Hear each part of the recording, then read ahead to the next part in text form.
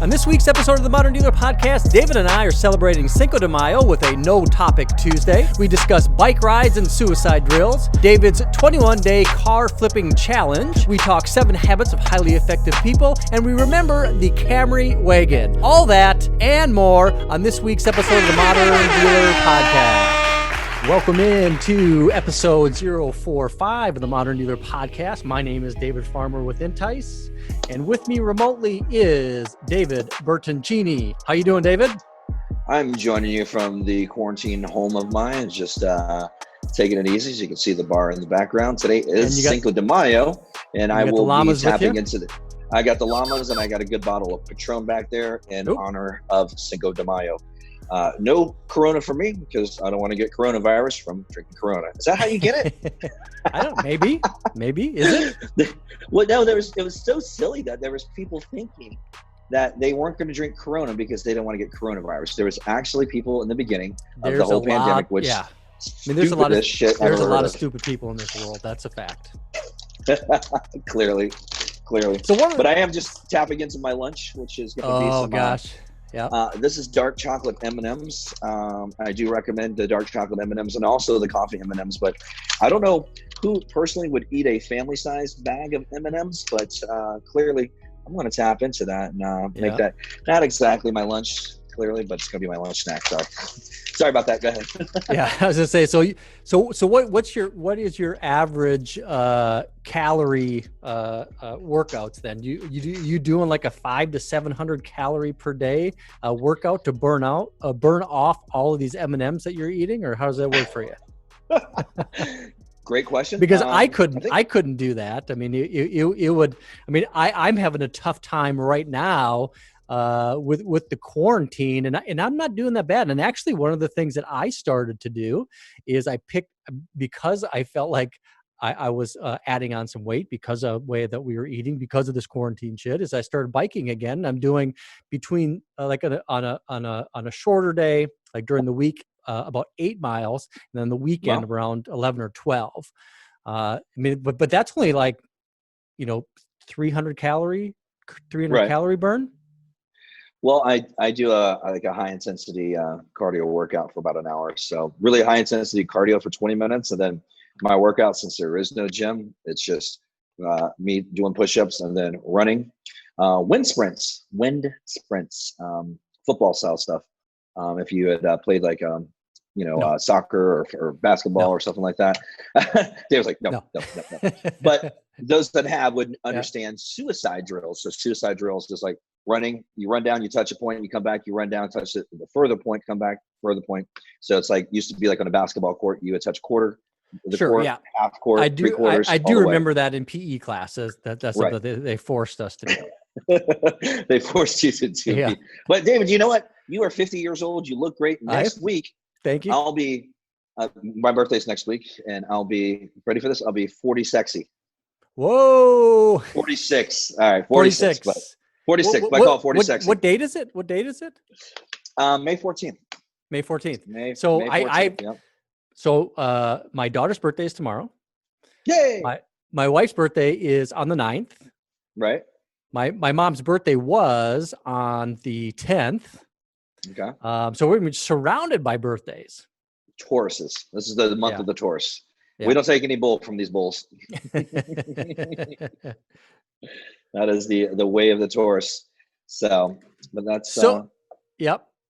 So if you're joining the Modern Dealer Podcast for the first time, you're experiencing a little bit different episode. We don't have a topic. We're just having some coffee, or I'm drinking coffee and you're drinking some chocolate milk. No, it's bulletproof. I am having coffee.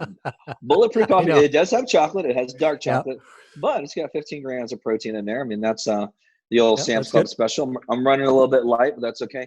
But look at that, man. That's a lot of calories. 230. It is. That's very heavy.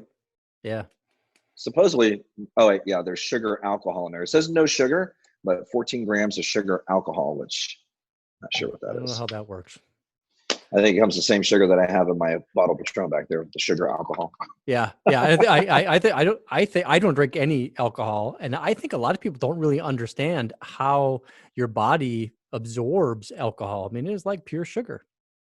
Yeah, Yeah, I guess it does. It has that effect on people, and but people love it. So, and people love it. Cinco de Mayo. Cinco de Mayo, or for the Cinco de Drinko. Yep. I was just talking. You and I were talking on the break before the podcast had started, and I was mentioning a colleague that that was not working, and I had suggested if you're in a business and you're either a car dealership or whatever business you may be in, and you currently are seeking employment. Well, David, how many resumes do you think you've looked at in your career? Oh, I mean thousands, right? Thousands. Thousands Yep. of resumes. So as a manager for a dealership, we look at thousands of resumes. So what would possibly make a resume stand out today? What would you're asking me? So like if I was going to be in the market for a job right now, I know I would be all over social media. I'd be all over LinkedIn. Right. I'd be all over Facebook. I'd be leveraging my social media relationships to build value and kind of create a personal brand. That's what I would be looking at. And actually, I mean, for kind of thinking about from a creative standpoint, I would probably take my resume and put a picture of a YouTube video with a link right underneath it, maybe a QR code, so somebody can get connected to me that way. You are on the exact path I'm on. So yes, and yes. So yes to building a personal brand, yes to being on social media, yes to LinkedIn, yes to all those. But for someone that is not as savvy as any of those platforms, and they were just like, oh, I only have 200 friends from and they're all from high school, and I'm 45 years old, and excuse. So simplest thing of all, why don't you just do a very simple thing? Put your resume down, put your little shirt and tie on, or whatever you want to wear, and boom, record yourself a video resume. Right? Yeah. Go through the stuff. A video resume. It's just like giving yourself an instant interview. And send that out to all your potential employers, and just like, hey, I'm David Bertini. My background is this. I spent 20 years as a general sales manager for Toyota. I've been PVRs. Like, you can cover everything you wanted to cover in a video resume that I don't think many people are doing. I suggested to my friend. I said, hey, how many resumes you looked at? Oh, thousands. And I'm like, dude, how many video resumes you looked at? None. I'm like, don't you think that would stand out above the rest? Yeah. All that pile of shit that's come through, and emails that you deleted. At least if you put that and the subject line, must watch this video, and put a bunch of emojis, right? Yeah. And that must watch video is just your resume. And it's like, hey, this is David Bertini. I'm in the market for a job. Yep. That would be one approach. Approach, not the. And most people that are looking through interviews, they're looking at it on the computer. It's not like they're getting them in the mail and they're paging through them on paper. They're getting them via email. They're getting them through Indeed. They're getting them through monster.com. So they're in front of a computer. So all you have to do is include that link. One thing I would recommend, this kind of ties into a conversation that we were having a little bit earlier that I wanted to include on this podcast, and that is being comfortable in front of a camera and figuring out how to get comfortable in front of a camera. I know that even for us, who we've been doing this now for a year, there is a certain amount of, I don't want to say fear, but anxiety, making sure that it's going to be good, that we're putting our best self forward, right? So as soon as that camera light comes on, it's like you got to kind of shift into acting, right? And I think that for me, I need to remind myself that that is not what you want to be able to portray. You want to portray yourself, and the only way really to get over that and get good at it is by doing it. So if anybody is out there looking for a job right now, and you want to take this idea of creating a video resume, all you need to do is hit record, do it just for yourself, and do it 10 times, do it 20 times. I mean, if you don't got a fucking job right now, what else are you going to go do? What are you going to do? Go watch the Tiger King on Netflix? Yes. Or the prank that they played on Carol Baskins from the boys from YouTube. You think about, that was hilarious. Think about this, that if you, I was just listening to Russell Brunson this morning, from ClickFunnels, and he was talking about, getting good at a platform. And he said in 2013, ClickFunnels was not built yet. It didn't come out until 2014. Wow. And he was doing a podcast. He recorded every day. He'd do the he called it the car marketing tips, and he would do a podcast from his car as he drove into the office. It was like a 20-minute drive, and he'd do 20-minute episodes every day. He said, you know what? In the beginning, I sucked for the first 40. He said literally 42 episodes. Yeah. He said, I suck shit, man. I was terrible. I really sucked at it. And it wasn't until I finally got comfortable.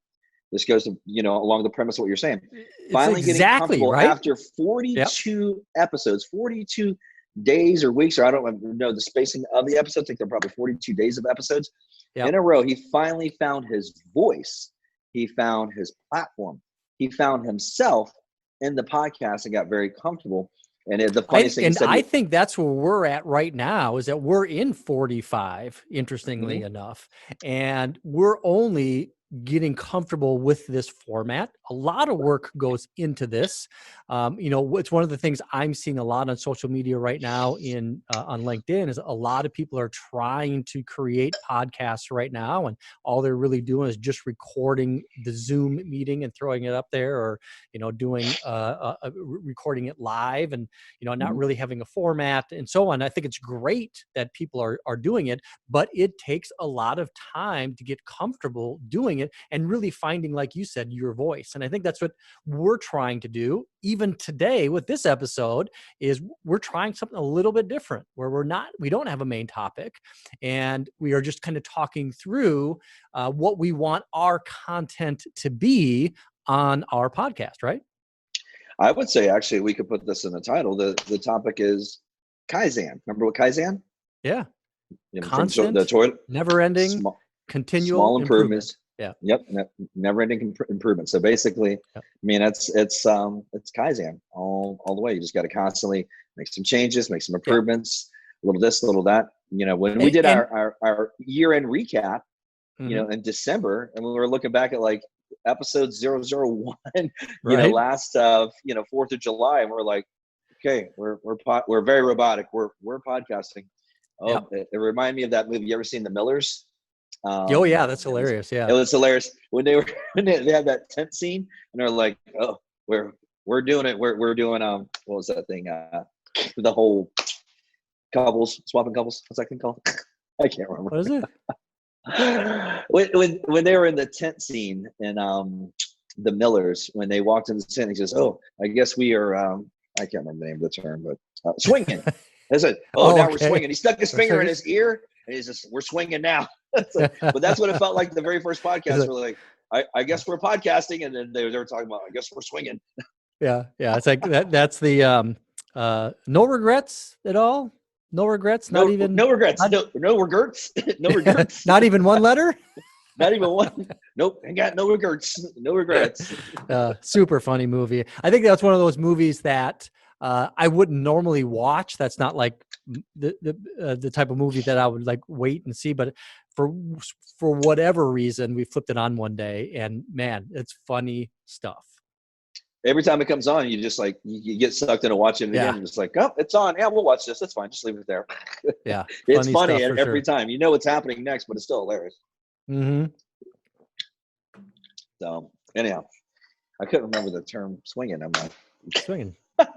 Let's swingers. That's maybe that's a good thing. Yeah, I guess that's a good thing, right? Maybe it is. What's up? Anyways, what else we got here? So today? One of the other things that I've been working on this week is websites. So as a business, we have had a website provider of Hubspot. I don't know if you're familiar with Hubspot. Mm-hmm. HubSpot is a great company, big revenue company. Makes a lot of money. They got offices all over the world, but their main deal is inbound marketing. So entrepreneurs out there, you're thinking about creating a website, businesses, you're looking for website platforms, which I think almost everybody is kind of always looking to make their website better. HubSpot's a great way to go. But you know what? Fucking expensive. They are not cheap. Just like your website, if you're a dealer, you're looking at your website, it's not cheap. But I mean, it's important to be able to have that a good platform. Anyways, this week, what I did is I created a website for Entice from scratch, right? I shouldn't say from scratch, but not using a platform like HubSpot. It's a bootstrap website hosted with GoDaddy. I mean, it's really going to cost me nothing other than the time it took to build. But I thought it was a good way to, something we can include on the podcast about if you're out there right now, you're a business, you're an entrepreneur, you're thinking about starting a business, looking at the different types of platforms that are available. Another website platform that is available is ClickFunnels, right? Yeah, absolutely. You know me, I'm a big ClickFunnels user and fan myself. And you're working on a new funnel right now, aren't you? I am working on a 21-day car flipping challenge funnel, which I'm just coming to the bits of that. But the funny thing is this is, regardless if it's a website or if it's a sales funnel, the most important very first step in all of it is the offer. Like, what are you offering? You can have the shittiest website or the shittiest funnel. Yes. You can have the worst ads or the best ads, completely two opposites. You have the best ads, best offer, best everything. But if your offer sucks, nothing's going to convert. It sucks. If it's just like buy 3 tires, get 1 free. I'm like, okay, that's been played out for too much. That sucks. But it's like, hey, pay your age for your tires. Oh, the hell? What do you mean pay my age for my tires? Well, this is interesting. Let me click on this. What is your what I've learned quite a bit with ClickFunnels is it's little three pieces there: the hook, the story, and the offer. But when you're building a funnel, you work backwards. You start with the offer, and then you build your story, and then you finish with the hook. So, but in the order somebody sees it as hook, story, and offer, but it's built completely backwards. So when you build the funnel, you start way before the funnel is even built. You just start with the offer, and what exactly is the offer going to be? Yeah. Like the old 7 Habits of Highly Effective People. I think habit number 2 or number 3, I can't remember exactly, but start with the end in mind. Yep. And that's exactly what that is referring to. So that's good information. Good stuff. So from a car flipping, are you still flipping cars now, or is that something that you've put on hold, or is that something you just always are doing? That's something I'm always doing. So, hey, here's the way I see this is, I've climbed the management ladder and gone up and we never want to ever forget where we came from, our roots, what made us successful. And it was like, hey, if you're a good salesman, you're a good salesman. If you enjoy, like Gary Vee says, the guy's a multi-millionaire, decamillionaire, and he still goes to garage sales on the weekends. And his entrepreneur, his billionaire buddies look at him like, Pete, what are you doing going to a garage sale? He's more excited about buying a Beanie Baby that was a very flipping rare it for a $3 baby. profit. Yeah. Right. He's nothing bought for $3, but it was worth like $200. Or, he loves baseball cards. He's a card trader, sports card trader.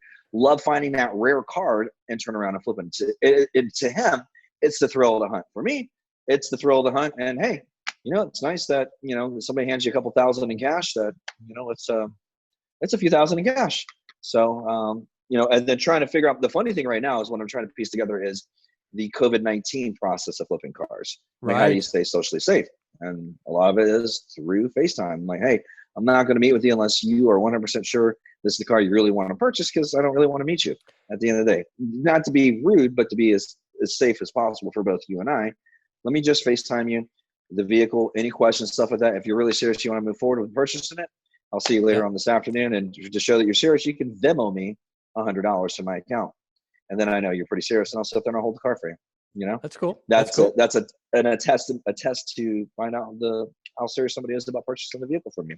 And they said, hey, what's up? As I say, salespeople, sales managers at dealerships could be doing exactly the same thing. They don't need to have any fancy technology. They have a phone. They can do a FaceTime. They can do a walk around. You can just engage with customers and build that relationship that way. I have it's so funny is I don't really go out hunting for cars anymore. They usually just kind of fall in my lap. A neighbor said, hey, I understand you buy cars. And I'm like, sure, what do you got? And I was like, I got a '07 Dodge with 180,000 miles on it. So what do you want for it? 4,500 bucks. And I looked at it, I said, this looks like a 10 grand truck. I looked it up and I'm like, this thing can go for freaking, 9,500. I'm like, Wow. He said that the AC was hot. And I said, well, let me give you $4,000 for it. And took $4,000 for it. I mean, thing's worth 9,500. I got the AC fixed in it. Yeah. It was only $400 to fix the AC. So I was like, I'm ahead already. My stepmom, she reached out to me. She goes, I got a Corolla that, I want to trade. I'm like, why trade it? Let me see. Oh, '07, 108,000 miles, needs nothing. Car's in a wrapper. I'll take it. Yeah. $2,000. I mean, it was just cheap cars. It's all about buying the cars under $5,000. As we know, being used car managers, those things, you're $5,000 and under sells the quickest. I mean, it's a matter of hours when some of those things are sold. One time I flipped a Camry. I sold it in 90 minutes. I put it on Craigslist. It was sold. Literally, they were at my door in 90 minutes buying the car. That does remind me back, when I was selling cars, that, every single morning I'd grab a cup of coffee, I'd walk around back. And this is before we were even doing the trade walks back. So that would have been, back in the 90s, but just seeing what is coming in on trade. I mean, I would keep a list of what customers were looking for these cars that were $5,000 and under. I mean, anything, any type of decent Camry, V6 Camry Wagon, back in the day, Corollas, Nissan Camry Wagon. Yeah, you remember? Those things were like the old gold. 96 Camry Wagon. Oh yeah, it was last year. Goddamn right. 96. Yeah. 92 to 96. That was that generation that had that wagon. Which man, those things are gold. People were like, I got a Camry Wagon to trade. We would sell them so fast on the used car lot. Oh yeah, they came in just like you were looking within for an hour, just like you said, 90 minutes. The car come in before you'd even bring it through the shop. You get somebody come in and boom, sell the car. Boom, boom, boom, done. But yeah, I think for me personally, I feel it keeps my sales skills sharp, and I enjoy it. It's the thrill of buying and selling, and just something. It's almost a hobby, but then I think to have the extra cash. Yeah, I think having that entrepreneurial spirit inside you, I think I take it in a little bit different direction. Although I would love to think about flipping cars again, because that would be super fun to do and it'd be enjoyable to do. But so really what I do what I can't stop thinking about is how to build this business. So I know we haven't really talked about it a whole lot, about me building this business, but this is a company that I bootstrapped. I started in 2011. I have a business partner in this, but we didn't run out and get a whole bunch of money. It started with just an idea and it built from there. I was the only, I wasn't even an employee at first. I think it was a full year before I even took any money out of this company. But, I started as a solopreneur, building this company, building the technology. And every single day, that's what I try to do, is figure out how I can make this a little bit better. Just like we talked about my website a little while ago, back a month and a half ago when we started dealing with all this COVID-19 shit. We've had dealers that's requested some payment amnesty for reduced costs, or they've stopped their service for 30 days, 60 days, 90 days as they're trying to figure out going through it. We have dealers that are in states that were closed down. They weren't able to sell. They're looking to reduce expenses. I was looking at reducing expenses. I guess I probably didn't even finish my HubSpot story. But the reason I stopped using HubSpot, it is fairly expensive. I'm trying to figure out ways to reduce my expenses so we can, continue to be a profitable company and make sure I'm able to keep everybody in staff and everything. But anyways, moved away from HubSpot and started building our own website. So hopefully by the time this is out there right now, go to intice.com, check out the new site. I'd love to give some feedback. I'm really excited about it. I think it looks really, really clean. It's super fast. And it's a bootstrap website that's not going to cost me anything when I'm done. It's going to be on a $29 a month GoDaddy website server. So builder. Yeah. Yep. Good stuff. Yeah. So from an entrepreneurial standpoint, I started I guess went all over the place. Instead of going out there in buying and flipping cars, it's like always constantly, trying to improve upon, what we're doing from a service standpoint and engaging with dealers, new ways to be able to engage with dealers, new ways of marketing the company. Yeah. I do believe that look at salespeople and then look at real estate salespeople. A salesperson in a dealership, you're looking at your counterpart in the real estate world, a realtor. A realtor, most of the time, they're in charge of all their own marketing and everything like that. That's one thing that you can pick up from the real estate industry, that every realtor has their own personal website. Sure. And I believe every salesperson should probably have their own personal website. Their personal website could be their business Facebook page, which is the easiest one to do, or they actually build out, because what if what is his name there? Zuckerberg decides to do what I call the Thanos, snap, and basically says, like, how prices kind of go up and down with Facebook, Facebook ads and everything like that. Mm-hmm. And decide, like, hey, for all your contacts you have on your business page, I want $1 for each one of your contacts. Maybe. Or you lose. I mean, he could just do that. Yeah, he has control over it all. He owns the platform, so he could do a Thanos snap and say, hey, you have 82,000 people on your contacts or that follow you. I want $82,000, or maybe even 10 cents a customer. I want 10 cents for every one of your customers. That's $8,200. So owning the platform and owning your customers and everything like that is definitely the way to go. And for like these realtors out there, they will actually own their own customer base, maybe with their own, using their own constant contact and having control of that platform. I have a friend of mine that's a musician. This would be a little bit off subject, but it's good. You being a musician, you can appreciate this. But he has 82,000 people that follow him, and that's what this 82,000 number stuck in my head. And his name's Sean Hopper, and I said, Sean, what if the Facebook snap happens, or something that they decide to charge you for all your people? Do you have control of your platform? I'm like, you don't own a single one of those people. I said, you need to actually get into like constant contact and start taking those people, getting their email and their phone numbers, and start to basically build your list, and having this list that you can market to anytime for free and not have to worry about, you can market it on Facebook, but you need to have a boosted ad on Facebook in order for your 82,000 to actually see it. But basically taking all those people and bringing them over, and you can actually turn those 82,000 people into, you ever heard of Patreon? Yes. Yeah. So you could make it a $1 membership to your Patreon for those $82,000 a month. If everybody on your platform paid you $1, even 10% of them, it's $8,200 a month on a Patreon account. That's sick. I've seen people out there making $500,000, they have 500,000 people following them at $1 on Patreon. That is berserko.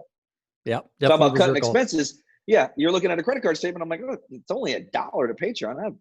I'm not worried about it. That's kind of what I'm going through right now too, is, like over the last few years, to get $50 for this, $100 for that, $29 for that. It's like, you don't even worry about it, because it almost takes more time than to cancel it's worth to go through the cancellation to not even worry about it. But now this has really given me the opportunity as a business owner to be able to say, okay, now is the time to, tighten the belt, to be smarter about every dollar that you spend, because all of the work that goes into every dollar that you make, it's very easy to spend that if you're not really, paying attention. So that's what I'm doing right now, is making sure that every dollar. I'm loosening the belt. You're tightening your belt. I'm loosening mine with M&Ms. Exactly. They're addicting. I can't stop them.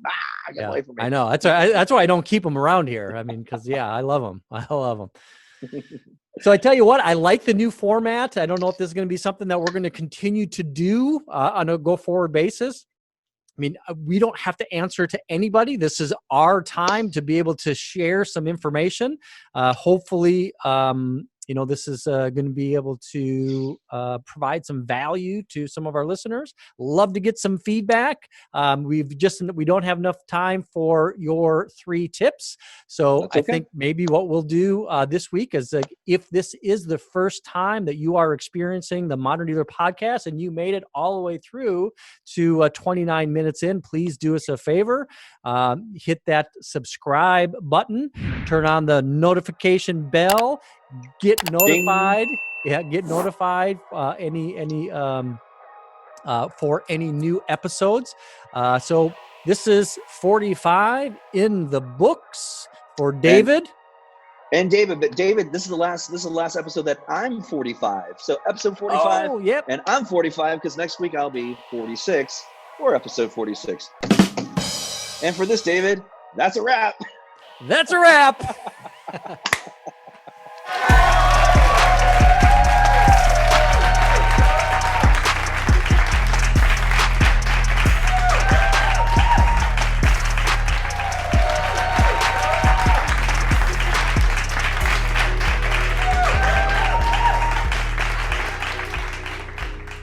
Cool tats, man. Oh, for real. Thank you, bro. You see the Cobra?